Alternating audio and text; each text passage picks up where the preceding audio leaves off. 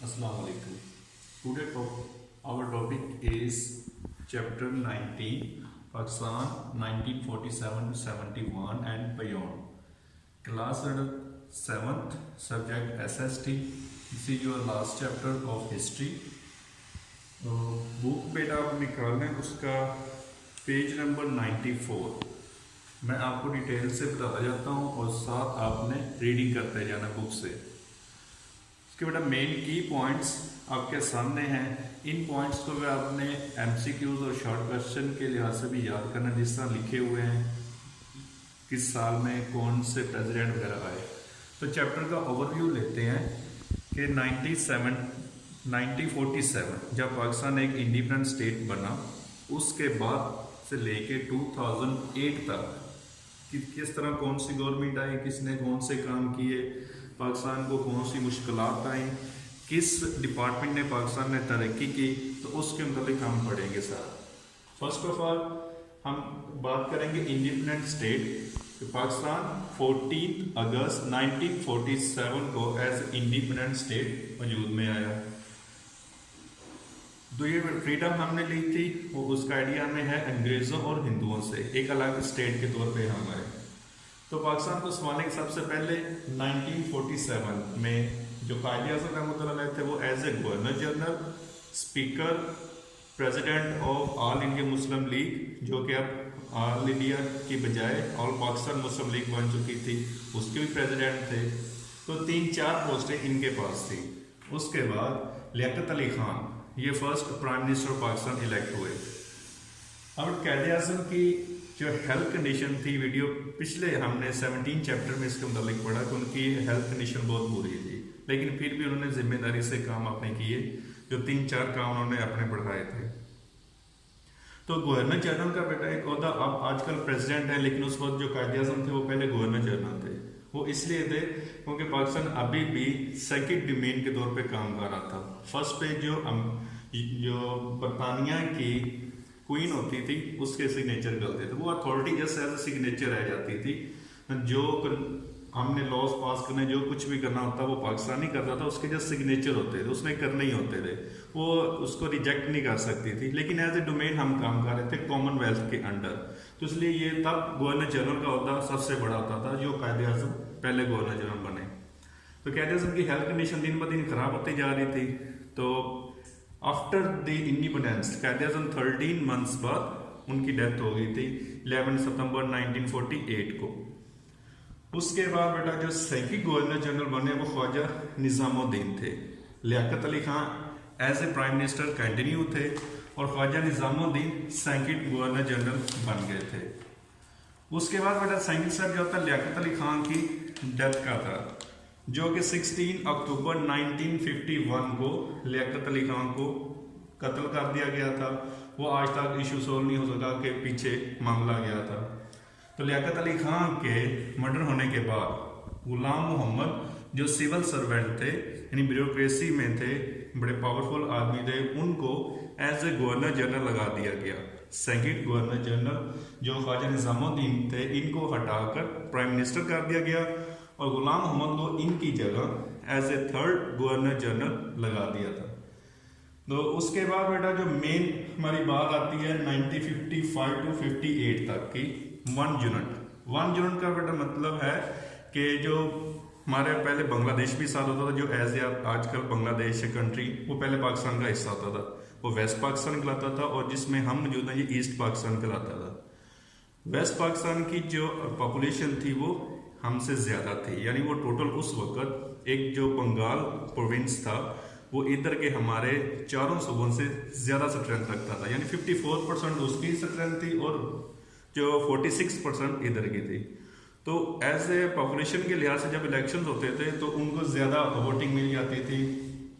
तो उस वक्त ये मोहम्मद अली बोगरा जो गुलाम मोहम्मद के बाद जो आपके गवर्नर जनरल बने थे, उन्होंने आइडिया दिया था कि 1 यूनिट क्रिएट कर देते हैं। वन यूनिट का मतलब जो इधर ईस्ट पाकिस्तान के चारों प्रोविंसेस थे इनको कंबाइन करके एक यूनिट, और जो उधर बंगाल था उसको भी वन यूनिट, दोनों को इक्वल इख्तियार दे दिए गए थे। तो ये बेटा वन यूनिट की बात है। और इसमें मेन एक चीज़ वन यूनिट में बनने के लिए कि पाकिस्तान जो था वो officially Islamic Republic of Pakistan बन गया था। वो 1956 में फर्स्ट टाइम जो पाकिस्तान का नाम रखा गया वो इस्लामिक रिपब्लिक ऑफ पाकिस्तान का। और जो पाकिस्तान था जो एज ए बरतानिया के डोमेन के तौर पे काम कर रहा था वो भी कैंसिल आउट हो गया था। अब पाकिस्तान खुद मुख्तियार कंट्री आप उसको कह सकते हैं, सही मायनों में 1956 में बनी थी। तो जो गवर्नर जनरल का ओहदा था वो प्रेसिडेंट में चेंज हो गया, जो आज तक हमारे प्रेसिडेंट हो रहे हैं। उसके बाद मेरा जो मेन बात है वो फर्स्ट मार्शल लॉ था 1958 में। मार्शल लॉ का बेटा मतलब होता है कि जो गवर्नमेंट आपकी हो रही है, जिस तरह इलेक्शंस होते हैं, हम खुद इलेक्ट करते हैं अपने MNA MPs को, आगे प्राइम मिनिस्टर को, फिर प्रेसिडेंट होता है। तो इस सब को ओवरकम करके आर्मी हमारी कंट्रोल ले ले पूरे कंट्री का अपने हाथ में, उसको मार्शल लॉ कहते हैं। बाई फोर्स जो गवर्नमेंट की जाए वो मार्शल लॉ कहलाती है। तो उस वक्त हालात ऐसे क्रिएट हो गए थे, पॉलिटिकल सिचुएशंस बहुत ख़राब थी। तो जो सिकंदर मिर्ज़ा लास्ट गवर्नर आपकी बुक में लिखा हुआ है कि जो लास्ट गवर्नर जनरल था फोर्थ, उसने खुद ही मार्शल लॉ क्रिएट कर दिया था, असेंबलीज को उसने तोड़ दिया था। तो जो फर्स्ट मार्शल लॉ लगाने वाले थे जनरल वो अयूब खान थे। इनका फिर बेटा जो हुकूमत रही ऑलमोस्ट 10 ईयर्स तक रही थी 1959 टू 69। इसके बुक की रीडिंग जब करेंगे तो इसमें डिटेल लिखी हुई है, मैं आपको वो बताता हूँ क्या क्या इसमें हुआ था। तो मेन जो इसके दौर में आई थी वो थी वर्ल्ड वॉर, जो हमारी वर्ल्ड वॉर नहीं, वॉर 1965 इंडिया के साथ। अब हम 6 सितंबर हर साल 6, 7 और 8 और 9 सितंबर को डिफरेंट डेज मनाते हैं इस वार के लिहाज से। वो यही वार है 1965 की, पाकिस्तान और इंडिया की। तो इस दौर में मेन वो हुई थी। सेकंड वन जो Ayub Khan as a executive काम कर रहा था, फिर 1965 के इलेक्शंस हुए थे, उसमें जो इन्होंने बीट किया था फातिमा जना को, जो कायद आज़म की सिस्टर थी, वो भी आपकी बुक में लिखा हुआ है। इसके बाद जो इशू आया था वो आया था 6 पॉइंट्स के लिहाज से, आपकी बुक में एक हेडिंग आई हुई है। वो जो बंगाल का सूबा था उसकी तरफ से जो वहाँ के लीडर थे वो शेख मुजीबुर रहमान, उसने 6 पॉइंट का ये एजेंडा चला दिया था 1967-68 के अराउंड। जब जंग इंडिया हार चुका था तो उसके बाद ये उन्होंने लॉबिंग की थी, इस बंदे को तैयार किया था कि बंगाल को पाकिस्तान से अलग कर दिया जाए। तो ये तब से ही 67 के अराउंड ये एक स्टार्ट हो गए थे 6 पॉइंट उसके थे। उसकी डिटेल आपकी बुक में नहीं है, जस्ट एज ए नाम ही दिया हुआ है, तो उसकी डिटेल का आपकी जो नेक्स्ट बुक उसमें होगी। हम बेटा बात करते हैं कि अयूब खान ने अपने दौर में 10 साल दौर में क्या हासिल किया, क्या हुआ, उसकी जो स्ट्रेंथ थी और वीकनेस है उसके बारे में हम पढ़ेंगे। तो क्लास जो मेन आपकी संगीत हेडिंग बनती है स्टेट के बाद जो है वो strength and weaknesses of Ayub era, जो ऑलमोस्ट 10 ईयर्स तक रही है। इसके अंदर बेटा जो उन्होंने जो काम अच्छे किए हैं, जो उनकी स्ट्रेंथ थी, उनके मतलब हम पहले लेते हैं। आपकी जो बुक का पेज 96 है उसके ऊपर लिस्ट किए हुए हैं। Law and order situation improved उसने किया, rule of law, family law reforms, जो अभी आपके सामने फैमिली कोर्ट भी बन चुका है, ये अयूब के दौर में ही हुआ था सारा। रिमार्केबल एक्सपेंशन इन इंडस्ट्री, हमारी इंडस्ट्री पहले बिल्कुल ज़ीरो थी, क्योंकि जब पाकिस्तान बना था तो मोस्टली जो इंडस्ट्री थी वो सारी इंडिया के हिस्से में आ गई थी, तो पाकिस्तान के पास बहुत कम थी, जो थी उसमें स्ट्रक्चर नहीं थे। तो इसने एक नए सिरे से इंडस्ट्री को डेवलप किया था। उसके बाद है ना mark rise in export of manufactured goods. जब इंडस्ट्रीज हमारी बनी तो ऑटोमेटिकली हमने चीज़ें बनाना शुरू की, तो एक्सपोर्ट करना भी स्टार्ट किया था फर्स्ट टाइम। उसके बाद बेटा इम्प्रूव इन एग्रीकल्चर मैनेजमेंट, इन्होंने 5 साल मनसूबाबंदी की थी, एग्रीकल्चर प्रोडक्ट्स बनाई गई थी, फर्टिलाइजर्स की, पेस्टिसाइड्स की, बहुत सारी फैक्ट्रीज भी इनके दौर में बनी थी। उसके बाद मेन की पॉइंट बेटा कि during Ayub Khan rule the industrial and agriculture production in Pakistan was 1.5 times more than that of any other Asian nation. तो एशिया में सबसे बड़ा सब कॉन्टिनेंट है, तो उसमें पाकिस्तान सबसे आगे जा रहा था इस अयूब के दौर के अंदर। अब जहाँ पे इतने सारे अच्छे पॉइंट्स होते हैं तो वहाँ पे थोड़े बहुत वीक पॉइंट्स भी होते हैं। उस वीक पॉइंट्स में आपकी बुक के ऊपर जो लिखा हुआ है बेटा, फर्स्ट वन, ये 22 families on 66% of industry, 80% of banking and 97% of insurance. तो 22 ऐसे खानदान थे जिनके पास ऑलमोस्ट एवरेज ही निकाले तो 75% तक का सारा पैसा, बैंकिंग, इंश्योरेंस जो सब था वो इनके पास 22 फैमिलीज के पास था। बाकी जो फैमिलीज थी उनके पास कुछ भी, तो एज ए वर्कर, लेबर और गुर्बत की ज़िंदगी जी रहे थे। तो 22 खानदान फुल पावरफुल हो गए थे। उसके बाद बेटा industrial workers wages fall bye 12%। तो जो इंडस्ट्रीज तो काम करने लग पड़ी थी, लेकिन जिसमें काम करने वाले थे उनकी सैलरीज बहुत कम थी। उसके बाद बेटा जो लैंडलेस पीपल थे वर इन अ वर्स पोजीशन देन बिफोर। तो जिनके पास ज़मीनें नहीं थी या इंडस्ट्रीज नहीं थी वो पहले से बदतर हालत में चले गए थे। ये उसके बेटा वीक पॉइंट्स हैं और अच्छे पॉइंट्स भी हैं और थोड़े वीक पॉइंट्स भी हैं यू भी रख के। अब मार्शल लॉ जो बेटा आपका एंड हुआ था वो 1969 में हो गया था, क्योंकि अयूब खान की सेहत बहुत ख़राब हो गई थी। उन्होंने इख्तियारात आगे जो नेक्स्ट गवर्नर जनरल बने, जो आर्मी के चीफ थे याह्या खान, उनको दे दिए थे। तो 1969 to 1971 तक Yahya Khan as a president काम करते रहे। उन्होंने इलेक्शंस करवाए थे 71 के। तो पीछे आपको बात हुई कि 6 पॉइंट्स मुजीबुर रहमान के, वो भी इसमें इशू काफ़ी आपकी डिटेल थोड़ी बहुत बुक में लिखी हुई, रीड करेंगे तो आपको समझ आ जाएगी। तो इलेक्शन जब हुए तो उसमें से मेजोरिटी, अब जो 1 यूनिट भी ख़त्म हो चुका था, तो जो बंगाल का सूबा ज़्यादा था, तो वहाँ पे टोटल 300 सीट्स थी। जैसे आजकल 272 सीट्स होती पाकिस्तान में, तब 300 थी। तो 300 में से 160 सीट्स वो मुजीबुर रहमान के पास, जिसने 6 पॉइंट्स दिए थे। 6 पॉइंट्स में अलहदा बांग्लादेश बनाने के भी थे, बंगाली लैंग्वेज को सिर्फ नेशनल लैंग्वेज रखने के भी पॉइंट था। तो इस तरह के उसके पॉइंट्स थे अलहदा पसंदी वाले। तो बेटा उसकी सीट्स 160 थी। और इधर ईस्ट पाकिस्तान में जुल्फ़िकार अली भुट्टो भीम सीट के जो फादर थे, हमने उनका नाम सुना हुआ है, उन्होंने सिर्फ 81 सीट्स ली थी। तो as a majority Sheikh Mujibur Rahman के पास चली गई। अब प्राइम मिनिस्टर उनका होना बनता था एज सीटों के लिहाज से देखे तो, लेकिन अगर उनको प्राइम मिनिस्टर बनाते थे तो उनके जो 6 पॉइंट्स थे उससे लग रहा था कि ये बांग्लादेश को हमसे अलग कर देगा। तो जुल्फ़िकार अली भुट्टो उस वक्त के जो जनरल थे याह्या, उन्होंने बैठकर बात करना चाहिए, लेकिन मुजीबुर रहमान ना माने। फिर याह्या ने उनको जेल में डाल दिया। तो इससे हालात बहुत ख़राब हो गए थे। बीच में फिर इंडिया की इन्वॉल्वमेंट हुई, तो हमसे वो जो बांग्लादेश था वो अलग हो गया, जो एज ए बांग्लादेश के नाम से है, जो 16 दिसंबर 1971 के अंदर एज ए न्यू कंट्री के तौर पे आ गया था।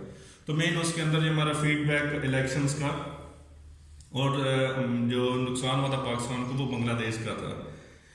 उसके बाद बेटा जो ईस्ट पाकिस्तान था, यहाँ पे जुल्फ़िकार अली भुट्टो की गवर्नमेंट बन गई जो 1977 तक रही।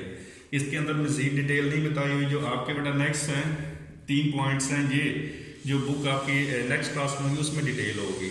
तो जो करंट थोड़े बाद में उसके मुतालिक बताते हैं, ये 3 पॉइंट्स जो हैं वो नेक्स्ट बुक में इनकी डिटेल होगी। तो जुल्फ़िकार अली भुट्टो का 1977 तक रहा। उसके बाद जुल्फ़िकार अली भुट्टो को जब इलेक्शन हुए 78 में, तो धांधली के इल्ज़ाम लगे, हालात एक बार फिर कंट्री के बहुत ख़राब हो गए थे। तो ज़िया-उल हक ने as a 3rd martial law impose कर दिया था। ये तीसरे 3rd मार्शल लॉ थे, ये भी आर्मी के चीफ थे जनरल ज़िया-उल हक। तो उन्होंने बेटा 1988 तक हुकूमत की थी। इसके अंदर बुक में एक लाइन में लिखा हुआ है, जो अफगानिस्तान के अंदर रूस ने अटैक किया था, तो ज़िया का उस लिहाज से बड़ा रिमार्केबल वैल्यूज़ आती हैं। उसने जो अफगानिस्तान के लिए पॉलिसी अपनाई थी बड़ी अच्छी थी, उसकी कदर की जाती है। जिस तरह अयूब खान का दौर गया उसी तरह ज़िया का भी बहुत अच्छा दौर गया था, बहुत अच्छी रिफॉर्म्स हुई थी। एक डिटेल नेक्स्ट क्लास में। उसके बाद बेटा बेनज़ीर भुट्टो 1988 to 90 तक ये फर्स्ट बार प्राइम मिनिस्टर बनी थी। सेकंड टाइम फिर ये प्राइम मिनिस्टर बनी 93 से 96 तक, 2 दफ़ा ये प्राइम मिनिस्टर बनी है। तो इसके दौरान फिर नवाज शरीफ का नाम आता है, जो अभी तक हमें पता है हयात में है 1992 तक। देन जो दूसरी बार वज़ीर-ए-आज़म बने 96 to 99 तक बने। अब आपकी बुक में 2008 तक की जिस बात है, आगे इसलिए 3rd टाइम भी बने, लेकिन उसका इंट्रोडक्शन नहीं करना क्योंकि हमने 2008 तक रहना है। उसके बाद बेटा जो आपकी बुक में हिंट दिया गया है नवाज शरीफ की गवर्नमेंट जो 99 में किस तरह ख़त्म हुई, उसके मुताबिक बताया गया है कि जो उस वक्त आर्मी के चीफ थे परवेज़ मुशर्रफ, जनरल परवेज़ मुशर्रफ, वो आर्मी चीफ थे।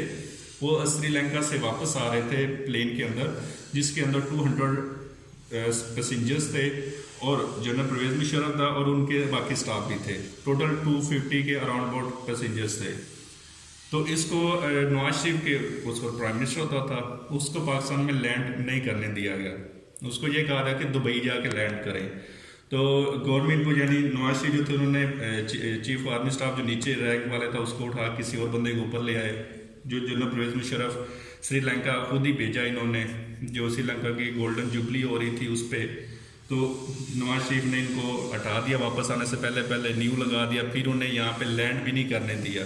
तो हालात यानी इस तरह ख़राब हो गए थे। जो एरोप्लेन उसका फ्यूल इतना कम था कि वो दुबई नहीं जा सकता था, तो मजबूरन यानी इंडिया करना पड़ना था।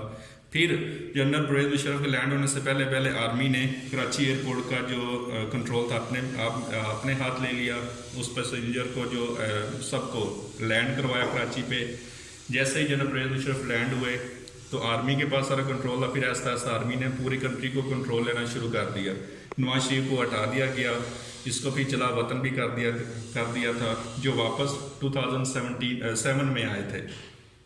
तो ये सारा बेटा उसका इशू था कि कैसे इसकी गवर्नमेंट सेकंड खत्म है। आपकी बुक में 2 पैराग्राफ इसके मुताबिक उसमें यही बात की गई है। लास्ट वन ये था कि फिर general Pervez Musharraf as executive काम करते रहे। 2002 में इलेक्शंस हुए तो जनरल परवेज मुशर्रफ प्रेसिडेंट बन गए। तो साथ उनके जो प्राइम मिनिस्टर थे 2004 में शौकत अजीज़ बन गए, उनका नाम आपकी बुक में लिखा हुआ है। फिर ये जो रहे 2007 तक रहे थे। इसके बाद इलेक्शंस हुए, जो लास्ट पैराग्राफ आपकी पेज का 2007 में इलेक्शंस हुए तो परवेज मुशर्रफ जो प्रेसिडेंट से इन्होंने इस्तीफा दे दिया था। जो एक मेन इसमें जो बात थी वो थी कि नवाज शरीफ भी वापस आ गए थे, बेनज़ीर भी पाकिस्तान में थी। तो बेनज़ीर का जो 2007 में मर्डर हो गया था, ये भी आप लोग इसका थोड़ा बहुत आइडिया। तो जो इलेक्शन थे वो 2 महीने के लिए पोस्टपोन हो गए।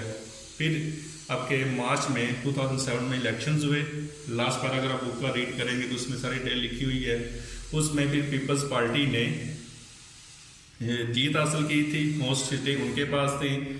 तो Yusuf Raza Gilani as a prime minister 2007 और 8 की बात हो रही है, वो एज ए प्राइम मिनिस्टर उन्होंने काम किया। जो अभी भी सेनेट के इलेक्शन आप लोग सुन रहे होंगे तो उसमें चेयरमैन की सीट के लिए भी उनका इलेक्शन हुआ था, अभी वो हयात में है। जो पीपल्स पार्टी के को चेयरमैन थे असफ अली जरदारी, वो एज ए प्रेसिडेंट इलेक्ट हुए। ये 2008 तक की बेटा ये सारी डिटेल है। कुछ 3 पॉइंट्स हैं वो आपकी नेक्स्ट बुक में होंगे। और जो इसकी रिमेनिंग बेटा एक्सरसाइज है वो नेक्स्ट वीडियो में आपको उसके आंसर्स बता दिए जाएंगे। फी मानिल्लाह, अल्लाह हाफिज़।